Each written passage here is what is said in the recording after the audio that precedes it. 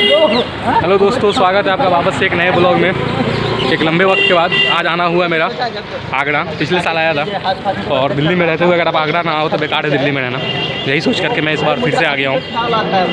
और अभी फ़िलहाल मैं एंट्री कर चुका हूँ ताजमहल के अंदर और चल रहा है अभी वर्ल्ड हेरिटेज वीक, जिसकी वजह से ये पूरे जितने वर्ल्ड हेरिटेज साइट हैं ASI के कंट्रोल में, आर्कोलॉजिकल सर्वे के कंट्रोल में, उसमें फ्री एंट्री है। तो आज हम लोग फ्री एंट्री लेंगे ताजमहल में और आगरा में मौजूद दूसरे ASI कंट्रोल्ड इमारत में।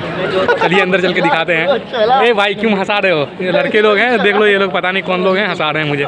तो गाइस हम अंदर आ चुके हैं। क्या आ गया? सही हम आ चुके हैं अंदर ताजमहल के अंदर। और जैसा कि हमने बताया होगा ये वर्ल्ड हेरिटेज वीक चल रहा है, जिसकी वजह से टिकट नहीं लगा, कोई टिकट नहीं, बस सिक्योरिटी जांच पार करके हम अंदर आ गए हैं। तो चलिए आपको दिखाते हैं ताजमहल का नज़ारा एक बार फिर से। इससे पहले हम दिखा चुके हैं बट एक बार फिर से।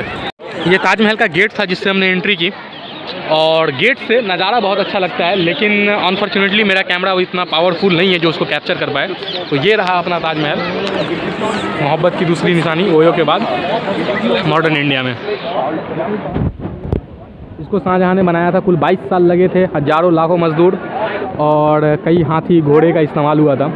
इसमें मस्जिद भी है इस कैंपस में और कहा जाता है कि इसके दूसरे साइड, यमुना के दूसरे साइड, यमुना के किनारे बना हुआ है, तो यमुना के दूसरे साइड उसका प्लान था एक काला ताजमहल बनाने का, जो कि कभी पूरा नहीं हो पाया। बाद में शाहजहाँ को उसके बेटे औरंगज़ेब ने ही कैद करके यमुना के ही दूसरे साइड आगरा फोर्ट है, आगरा का किला, उसी में कैद कर दिया था और वो वहाँ से इसको देखा करता था मुमताज़ की मौत के बाद। मुमताज़ उसकी सातवीं बीवी थी और उसे शायद 13वें या 14वें बच्चे को जन्म देते हुए उसकी मौत हुई थी। तो ये बहुत तगड़ा प्यार था, इस लेवल का प्यार बहुत कम मिलता है दुनिया में देखने के लिए। तो 7वीं बीवी हो और 14वें बच्चे को जन्म देते हुए उसकी डेथ हो जाए, उसी की याद में ये बनाया गया था। जो दिल्ली का हुमायूं का मकबरा है वो ऑलमोस्ट इसी स्ट्रक्चर को कॉपी किया गया है, लेकिन उससे बहुत अलग है और ये ज़्यादा पैसा लगा था इसको बनाने में। हुमायूं का मकबरा हुमायूं की वाइफ ने बनवाया था, जबकि मुमताज़ की याद में बना ताजमहल मुमताज़ के शौहर ने, हस्बैंड ने बनाया था। तो दोनों में ये फ़र्क है और वो वहाँ निज़ामुद्दीन में है और ये आगरा में है। ये आगरा अकबर के समय तक, अकबर के बाद तक ये भारत की राजधानी के तौर पे ये जगह काम करती थी और दिल्ली तब राजधानी नहीं हुआ करती थी। दिल्ली प्री हिस्टोरिक पीरियड में रहा है, लेकिन ये जो मेडिवल पीरियड है, मेडिवल हिस्ट्री का जो टाइम है, उसमें दिल्ली भारत की राजधानी नहीं थी। बाद में यहाँ से शाहजहाँ ने ही इसको ले जा करके वहाँ शिफ्ट किया था और वहाँ उसने नई पुरानी दिल्ली के पास जो आज का शाहजहानाबाद है, वहाँ पे जामा मस्जिद, लाल किला वगैरह का कंस्ट्रक्शन किया और वहाँ से अपनी सल्तनत शुरू की थी। हम आपको अब आगे की तरफ जा करके दिखाएंगे और ताजमहल के बारे में डिटेल से और नज़दीक से। कहते हैं कि शाहजहाँ ने इसको बनवाने वाले मज़दूरों के हाथ काट दिए थे, लेकिन इसका कोई हिस्टोरिकल प्रूफ नहीं है। किसी हिस्टोरियन ने किसी किताब में कोई ऐसा सॉलिड रेफरेंस नहीं दिया है। ये बस कहानियों का हिस्सा बन के रह गया कि इसको बनाने वालों के हाथ काट दिया। वैसे भी समझ लो 22,000 मज़दूरों ने बनाया या उससे कुछ ज़्यादा, तो उतने के हाथ काटने का तो कोई लॉजिक नहीं बनता और किसी इतिहास में दर्ज ना हो इतनी बड़ी घटना, ऐसा हो नहीं सकता।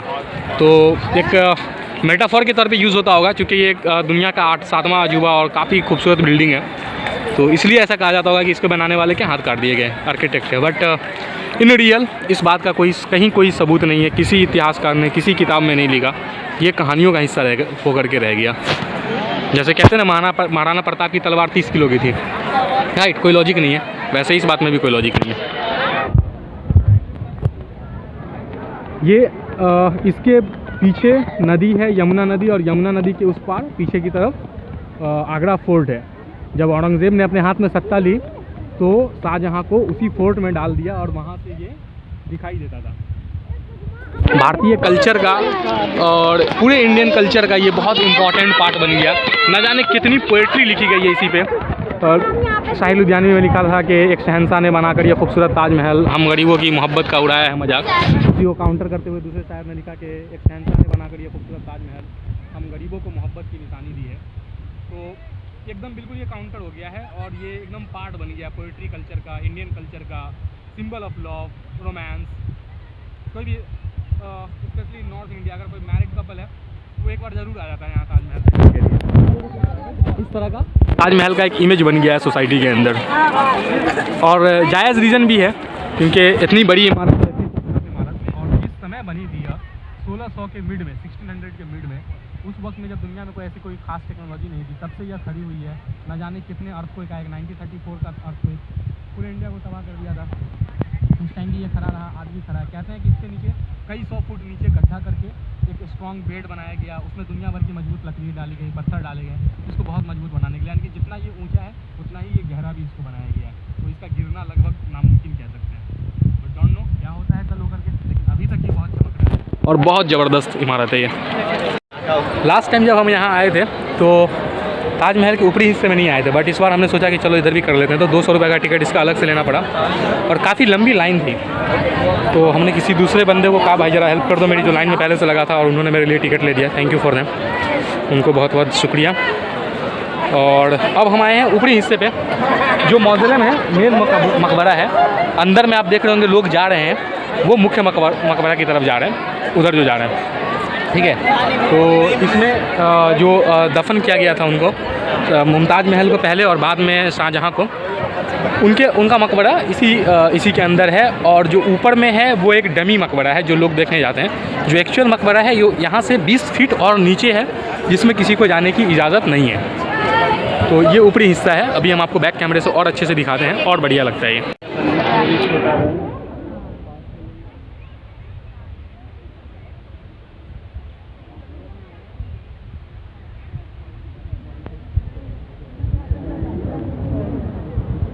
कहा जाता है कि इसकी जो दीवार की नक्काशी की गई है वो बहुत सॉलिड है। देखिए कुरान की आयतें लिखी हुई हैं अरबी में, ये सब डिज़ाइन बनाया गया है।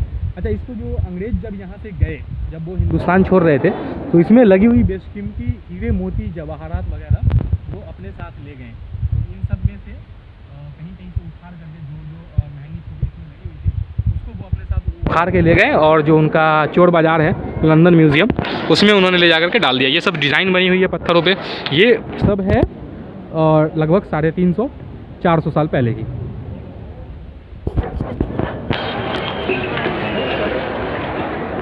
कहते हैं कि इसको बनाने के लिए पत्थर अफ़गानिस्तान से, और इस जो भी मटेरियल था वो इंडिया के बाहर से आया था ज़्यादातर मटेरियल। कुछ पत्थर यहाँ का भी था, राजस्थान में जो निकलते हैं अपने ओरिजिनल पत्थर। उसके अलावा बहुत सारा मटेरियल अफ़गानिस्तान, पर्सिया, अब का ईरान जो है तब पर्सिया कहलाता था, वहाँ से आया।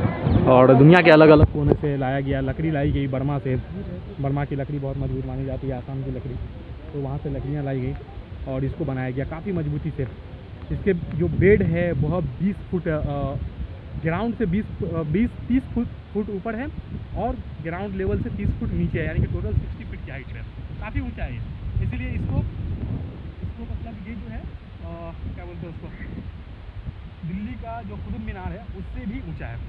अभी आप देख सकते हैं नीचे आंगन में भीड़ कितनी है, बहुत ज़्यादा लोग यहाँ पे आते हैं, बड़ी संख्या में लोग आते हैं। और हम लोग ने सही किया कि सवेरे आ गए, चूँकि हमें सुबह में 6 बजे ही ट्रेन पकड़ ली थी। 8 बजे तक यहाँ थे और 9:30 बजे तक अंदर आ चुके थे ब्रेकफास्ट वगैरह कर करके। तो काफ़ी मज़ा आया यहाँ आकर के। हम आपको अभी पीछे का पार्ट का दिखाएंगे, जो यमुना नदी दिखती है ना, उस पार्ट का दिखाएंगे कितना सॉलिड लगता है ये।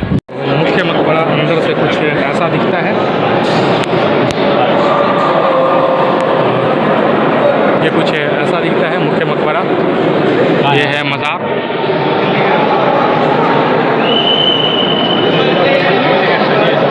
ये है मज़ार और ऊपर के लिए इसके अंदर वीडियोग्राफी अलाउ नहीं है, तो हम कैमरा बंद कर लेंगे, बाहर जा कर के बनाएंगे। वैसे ये मुख्य कब्र है। तो हम मेन मौज़िलम जो मुख्य मकबरा था, जहाँ कब दफन है बहादुर शाहजहाँ और उनकी बेहद प्यारी पत्नी, wife, the beloved wife of Shahjahan, Mumtaz Mahal, उनके कब्र से भी हम बाहर आए हैं और ताजमहल के इंटरनल ताजमहल के दूसरे हिस्से की तरफ जा रहे हैं।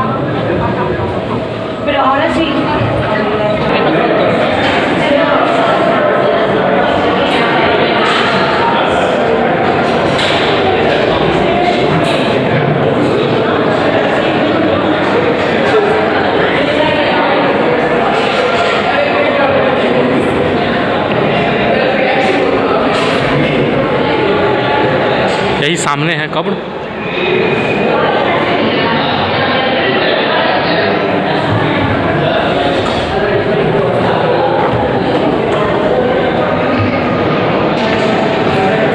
लोग कहते हैं कि बहुत सारे गेट खोले नहीं गए, क्या राज है, क्यों नहीं जाने दिया जाता।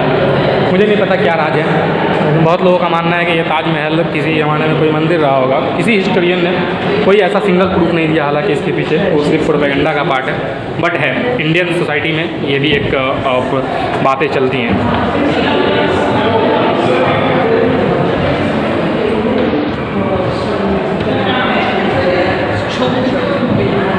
ये बाहर निकलने का रास्ता है, यहाँ से अभी हम लोग आए थे और ये बाहर जाने का है। तो मुख्य मज़ार से बाहर आने के बाद का नज़ारा कुछ ऐसा दिखता है। यहाँ पे फॉरेनर टूरिस्ट बहुत ज़्यादा आते हैं और इंडिया में सबसे ज़्यादा जो टूरिस्ट स्पॉट जिससे कलेक्शन हो रहा है पैसों का, जो रेवेन्यू आ रहा है गवर्नमेंट को, वो ताजमहल है।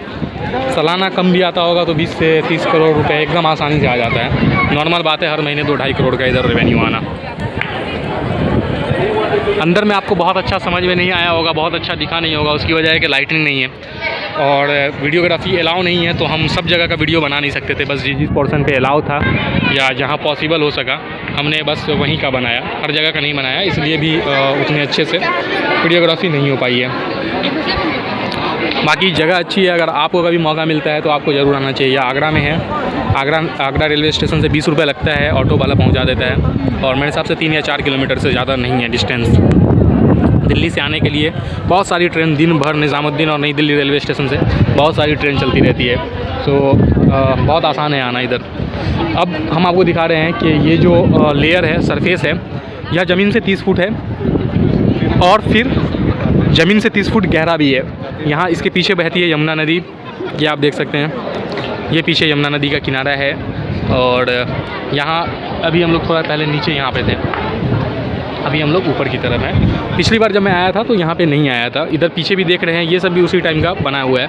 ये पीछे कहते हैं कि इसी जगह पे, जहाँ मैं सामने भी कैमरा कर रखा हूँ, कहा जाता है कि शाहजहाँ काला ताजमहल बनाना चाहते थे। जिस तरह से ये वाइट है, सफ़ेद है, उसी तरह से वो पीछे की तरफ एक काला ताजमहल बनाना चाहते थे, लेकिन तब तक इकोनॉमी ठीक नहीं थी और उनके बेटे औरंगज़ेब ने कू करके उसे पोस्ट से हटा दिया और वो खुद सत्ता संभाल लिए। इस वजह से वो ख्वाब अधूरा रह गया शाहजहाँ का। हालांकि इसको लेकर भी बहुत सारी कहानी है, हमने कोई ऐसा स्ट्रॉन्ग हिस्टोरिकल प्रूफ तो नहीं देखा है। पीछे की तरफ आपको दिख नहीं रहा होगा बट फॉग की वजह से, लेकिन उधर जो है वो है लाल किला, रेड फोर्ट आगरा का, और हम उधर अभी जाएंगे रेड फोर्ट की तरफ। चलिए तो बंद करते हैं इस वीडियो को यहीं पे। ताजमहल में ये मेरा दूसरा टाइम था यहाँ आने का और ये दूसरा वीडियो आपके लिए। Thank you so much.